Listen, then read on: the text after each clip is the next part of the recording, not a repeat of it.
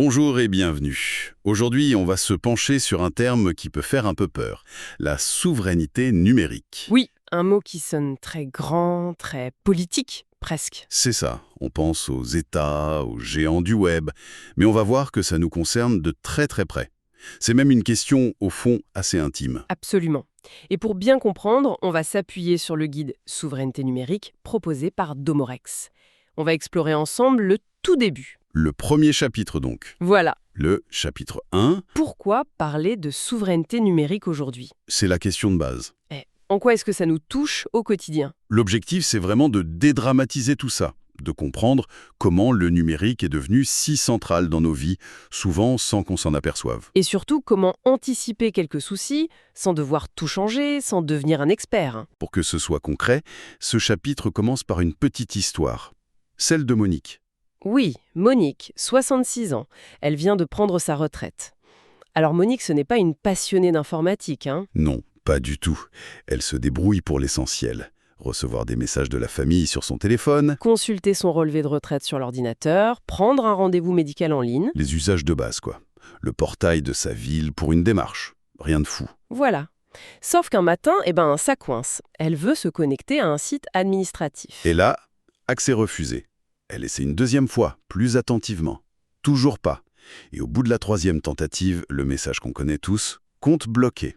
Ah, le grand classique. Et là, le premier réflexe. C'est pas de panique. On se dit, je vais recevoir un code par email. C'est la procédure normale. Sauf que c'est là que tout bascule pour elle. Exactement. C'est là que la situation se complique vraiment.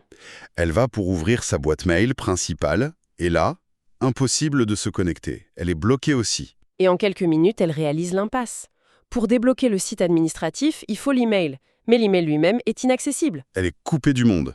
En tout cas, de son monde numérique. Ce qui est très important ici, c'est de voir que Monique n'a rien fait de mal. Elle n'a pas été imprudente. Non, elle a juste utilisé les outils du quotidien. C'est ça. Ce que cette histoire révèle, c'est une dépendance invisible. On a plein de services essentiels qui reposent sur un ou deux comptes seulement. C'est l'effet domino, en fait. Voilà, une seule pièce qui tombe et tout le reste suit. Et ce qui est fou, c'est que rien dans ces actions ne semble technique.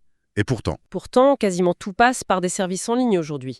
Le numérique s'est glissé partout. les démarches administratives, bien sûr, mais aussi la santé. Les résultats d'analyse, les comptes patients, tout ça. La banque, évidemment, pour les relevés, les virements. Et même les liens avec la famille, les photos, les appels vidéo. Alors, il faut nuancer. Cette centralisation, ce n'est pas un problème en soi. Ça apporte du confort, de la rapidité, Oui, bien sûr, c'est très pratique. mais ça crée une nouvelle réalité. Un blocage numérique, ce n'est plus juste un détail technique. Ça peut couper l'accès à des services vitaux. C'est ça qui a changé. Ce n'est plus un simple désagrément. Pour dédramatiser, le chapitre propose une analogie très simple, celle du double des clés. Ah, j'aime bien ça. On garde un double des clés de sa maison chez un proche. Exactement. Et on ne le fait pas par paranoïa, hein. On ne s'attend pas à perdre ses clés tous les jours. Non, on le fait parce qu'on sait qu'un oubli, une porte qui claque, ça peut arriver. C'est de la prévoyance. Pareil pour l'assurance habitation. On ne la prend pas en espérant un sinistre. Non, heureusement. Ou le fait de noter quelques numéros importants dans un carnet au cas où on perdrait son téléphone. C'est du bon sens en fait. Eh bien, la souveraineté numérique, à notre échelle, c'est la même logique. C'est simplement appliquer ce bon sens au monde numérique. Donc c'est avoir quelques repères si un compte est bloqué. Voilà, ne pas dépendre d'un seul accès pour les choses vraiment essentielles. Savoir quoi faire en cas de pépin, tout simplement. C'est ça. Il ne s'agit pas de devenir un expert ou un militant. Ça veut juste dire Comprendre un minimum les outils qu'on utilise. oui et savoir de quoi on dépend vraiment pour pouvoir anticiper les problèmes les plus courants. Et garder des options, des portes de sortie en cas de blocage. Le point central, c'est vraiment ça. Comprendre et choisir. Pas tout contrôler et surtout pas tout changer. D'ailleurs, il y a un tableau dans ce chapitre qui résume bien les différentes approches possibles. Oui, en gros, il y a 3 attitudes. La première, c'est tout laisser aux autres. C'est la plus simple au début. On ne se pose pas de questions. Oui, mais ça crée une forte dépendance et en cas de problème, on est complètement démuni. C'est un peu la situation de Monique au début. À l'opposé, il y a l'autre extrême. Tout contrôler soi-même. C'est l'approche de l'expert qui demande énormément de temps et de connaissances techniques. C'est irréaliste pour la plupart des gens. Ce qui nous amène à la voie du milieu. La voie du comprendre l'essentiel, c'est celle qu'on vise ici. Ça demande un petit effort au départ. Un peu de temps. Oui, un tout petit peu. mais ça apporte beaucoup plus de sérénité sur le long terme. Ça permet d'anticiper et, si on a besoin d'aide, de mieux poser les questions. Et l'objectif de la discussion, c'est bien de donner les clés pour cette deuxième approche. Exactement. Comprendre l'essentiel sans avoir à devenir technicien. Une chose qui est soulignée et qui me semble très importante, c'est qu'il faut voir ça comme un cheminement. Absolument. Ce n'est pas un examen à réussir. Il n'y a pas besoin de tout retenir, de tout appliquer d'un seul coup. Non, surtout pas. La souveraineté numérique, c'est progressif. Chaque petite chose qu'on comprend, c'est une victoire. On avance à son rythme. On choisit ce qui est pertinent pour sa propre situation. Le but, c'est vraiment de réduire l'anxiété, pas d'ajouter une nouvelle charge mentale. Si on revient à notre histoire de Monique, comment sa situation aurait été différente avec ses quelques repères? Ah, ça aurait tout changé. D'abord, elle n'aurait pas été complètement démunie. La panique n'aurait pas été la même. Non. Parce qu'en amont, elle aurait déjà identifié ses comptes les plus importants.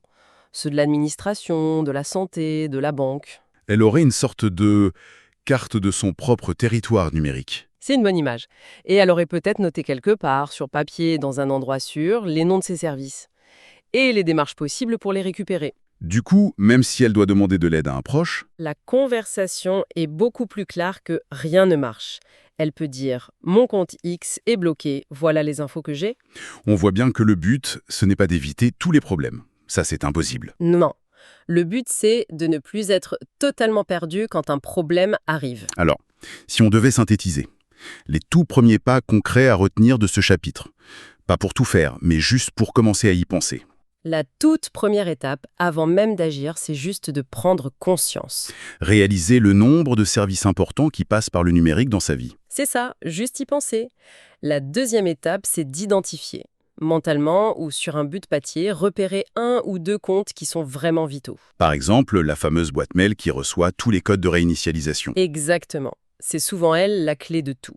Et puis la troisième chose, C'est de décider de son propre rythme. voilà, accepter d'avancer sans pression, en piochant ce qui semble le plus utile pour soi quand on se sent prêt. Et cette simple prise de conscience, en fait, c'est déjà l'étape la plus importante. Oui, c'est le fondement. C'est ce qui permet de construire la suite sereinement. Ce qui amène d'ailleurs assez logiquement à la suite. Le prochain chapitre abordera la question des données personnelles. C'est la brique suivante. Une fois qu'on a un peu sécurisé les accès, on peut se demander ce qu'il y a derrière. Et on le fera de la même manière, de façon simple et accessible. Parfait. Pour terminer, quelle est la pensée, l'idée principale à garder de cette discussion? Je dirais que on passe souvent du temps à organiser ces papiers importants. On a tous un classeur physique avec les documents essentiels. C'est vrai. Le premier pas vers la sérénité numérique, c'est peut-être simplement de commencer à organiser un classeur mental. Un classeur mental, Oui. Juste savoir quels sont nos accès les plus précieux. Pas pour s'inquiéter, non. Juste pour savoir ce qui compte vraiment. Pour y accorder la même importance qu'à nos papiers. Merci beaucoup pour votre écoute. Alors voilà, si jamais ce chapitre vous a été utile, sachez que vous trouverez des ressources complémentaires directement sur le site web de Domorex. Pour ça, rendez-vous sur domorex.com. D'ailleurs, le lien est indiqué juste en dessous, dans la description. Sur ce, je vous dis à très bientôt dans le prochain épisode et passez une excellente journée.